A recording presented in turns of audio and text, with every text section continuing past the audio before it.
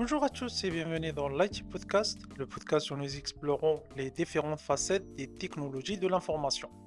Aujourd'hui, nous allons voir un sujet d'actualité avec la tendance de l'intelligence artificielle, la sécurité informatique, ou ce qu'on appelle aussi la cybersécurité. Que vous soyez un professionnel du secteur des technologies de l'information et de la communication, un passionné de tech ou simplement quelqu'un qui veut protéger ses données, cet épisode est fait pour vous. On va explorer ensemble les menaces actuelles, les bonnes pratiques à adopter et les outils qui peuvent vous aider à naviguer en toute sécurité dans notre monde numérique.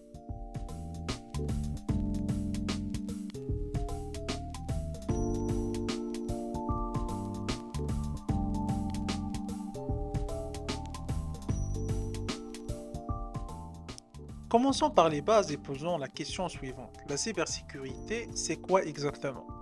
En résumé, la cybersécurité désigne l'ensemble des techniques et des pratiques conçues pour protéger les systèmes informatiques. Quand on parle des systèmes informatiques, on fait référence aux réseaux, aux données et à toutes les ressources d'un système d'information. Autrement dit, il s'agit de mettre en place des mesures pour protéger ces ressources contre les attaques, les intrusions ou les accès non autorisés. Mais pourquoi est-ce si important? Eh bien, avec la digitalisation croissante de nos vies, presque tout passe par Internet. Nos données personnelles, nos finances, nos communications et même des infrastructures critiques comme les hôpitaux ou les centrales électriques. Une faille de sécurité peut avoir des conséquences désastreuses.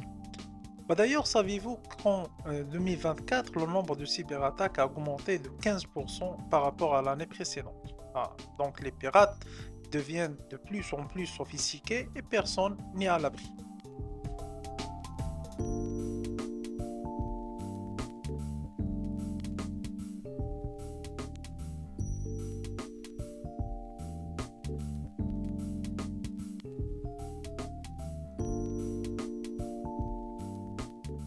Parlons maintenant des menaces les plus courantes. Vous en avez probablement déjà entendu parler, mais il est toujours bon de les rappeler. Premièrement, on a les virus et les logiciels malveillants, malwares. Ces programmes sont conçus pour infiltrer vos systèmes et causer des dégâts, que ce soit en volant des données ou en rendant vos appareils inutilisables. Après, on a le phishing ou l'hameçonnage. C'est une technique où les pirates se font passer pour une entité de confiance, comme votre banque ou un service en ligne, pour vous soutirer des informations sensibles, comme vos mots de passe ou vos numéros de carte bancaire. Dans un troisième temps, on a les ransomwares. Ces attaques bloquent l'accès à vos fichiers ou à vos systèmes, jusqu'à ce que vous payiez une rançon. Et même si vous payez, rien ne garantit que vous récupérez vos données. Et on a aussi les attaques DDoS. Ils visent à submerger un site web ou en général un service en ligne avec un trafic massif, le rendant inaccessible. Et ce ne sont que quelques exemples. Bien sûr, les menaces évoluent constamment et les pirates ne manquent pas d'imagination. Et comme on dit dans le monde de la sécurité informatique, face à tant de menaces, la meilleure sécurité, c'est de tout fermer et après permettre l'accès en toute sécurité. Maintenant, posons la question, comment se protéger face à ces menaces? Pour se protéger, il faut adopter quelques bonnes pratiques. Voici quelques-unes des plus importantes. Premièrement, il faut éviter les logiciels et systèmes d'exploitation craqués. Cela peut vous surprendre, mais la première menace pour la sécurité des individus est justement l'utilisation des logiciels et des systèmes d'exploitation craqués.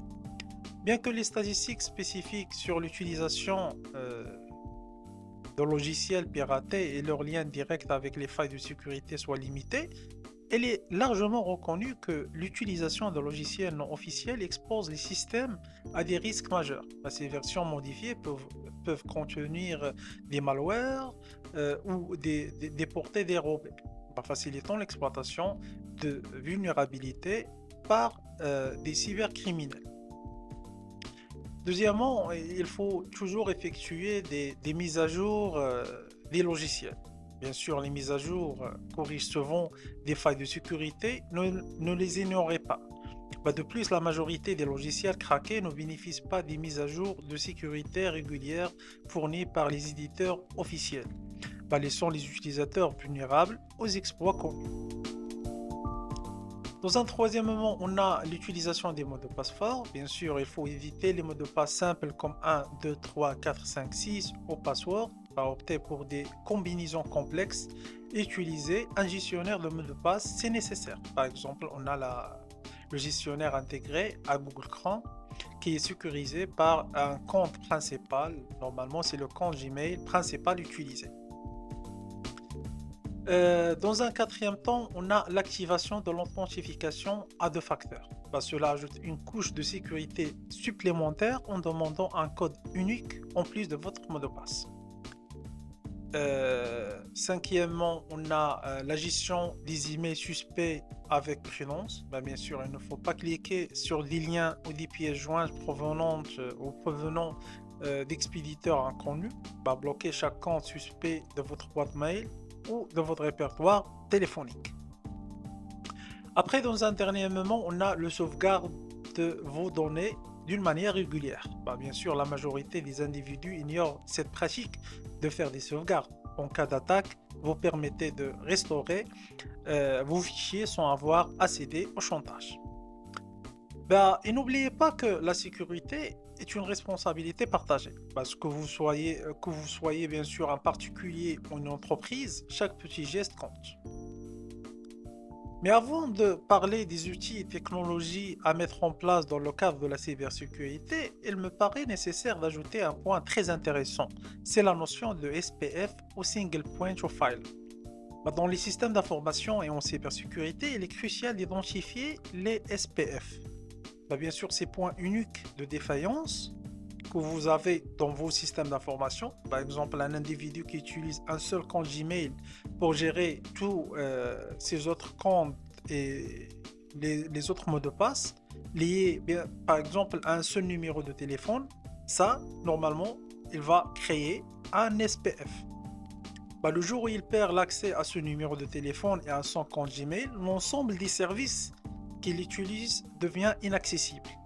C'est cela qu'on appelle normalement un single point of file, un élément unique dont dépend tout un système et qui, s'il échoue, entraîne la chute de tout le reste.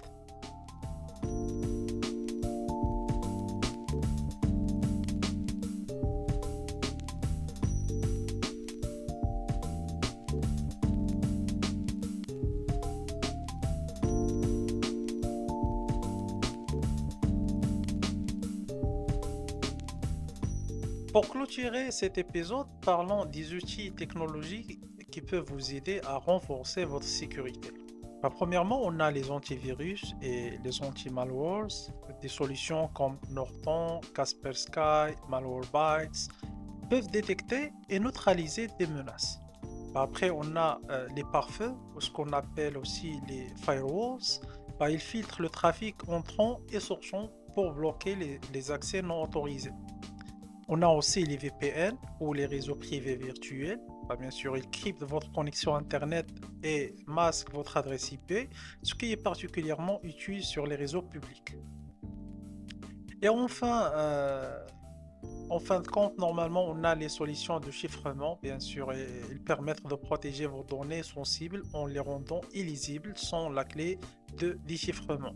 Par exemple, au lieu de partager des mots de passe visibles, vous utilisez des clés publiques générées en se basant sur le mot de passe de base.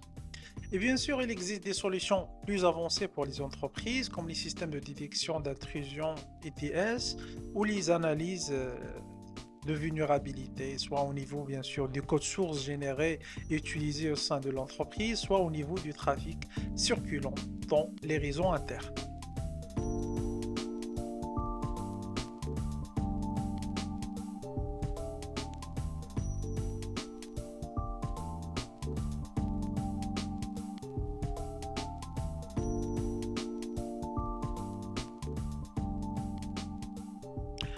Donc, en conclusion, nous avons fait le tour des enjeux de la cybersécurité, que ce soit pour protéger vos données personnelles ou celles de votre entreprise.